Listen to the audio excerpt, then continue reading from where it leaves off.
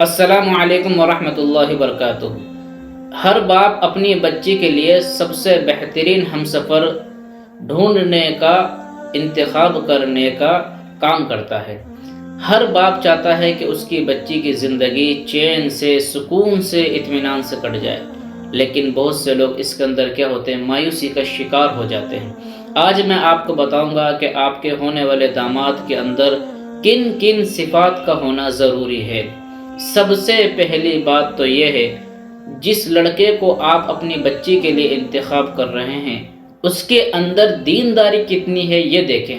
ایک غلط ہوا ہے معاشرے کے اندر کہ ہم جب بھی اپنی لڑکی کا، بچی کا کوئی ہم سفر انتخاب کرتے ہیں تو اس کے اندر کیا دیکھتے ہیں کہ کتنا مالدار ہے، کتنا پیسے والا ہے۔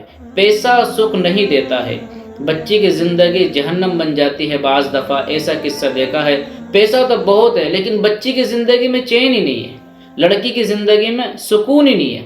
تو پیسہ نہ دیکھے بلکہ دیندار دیکھے۔ دوسری عادت، صفات لڑکے کی یہ ہونی چاہیے کہ لڑکا 5 وقت کی نماز پڑھنے والا ہو۔ 5 وقت کی نماز پڑھنے کے ساتھ ساتھ اس کے اخلاق بھی اچھے ہونا چاہیے۔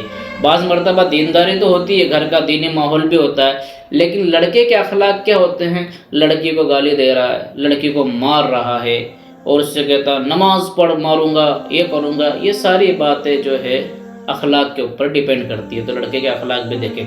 تیسرا جو سب سے اہم چیز میری نگاہ میں ہے وہ یہ ہے کہ لڑکا جو ہے محنتی ہو، کمانے والا ہو۔ یہ ایک بہت اہم بات میں آپ کو بتا رہا ہوں۔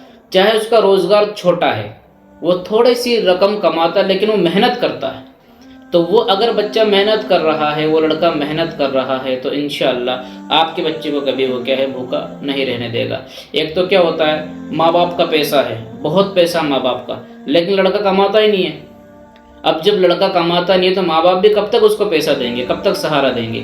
اس لیے لڑکے کا محنتی ہونا بھی ضروری ہے۔ تو یہ 2-3 چیزیں جو میں آپ کو بتا رہا ہوں، آپ اپنی بچی کے لیے اگر یہ 3 صفت بھی اگر دیکھ لیں، اور ان 3 صفت کے علاوہ جو ایک ہوا میں نے آپ کو بتائی ہے کہ لڑکا آج کل کیا ہو رہا ہے، لڑکی والے صرف یہ دیکھتے پیسہ چاہیے، پیسہ چاہیے۔ میرے عزیزوں، پیسہ ہی سب کچھ نہیں ہوتا ہے، بچی کی زندگی حقیقت میں خراب ہو جاتی ہے۔ اس لیے پیسوں کو آپ سب سے پہلے نہ رکھیں، بلکہ وہ تو سب سے آخر میں رکھیں۔ جب بھی شادی ہوتی ہے، نکاح ہونے کے بعد ایک بزرگ کی کہاوت ہے کہ لڑکی اپنے نصیب کا پیسہ لاتی ہے۔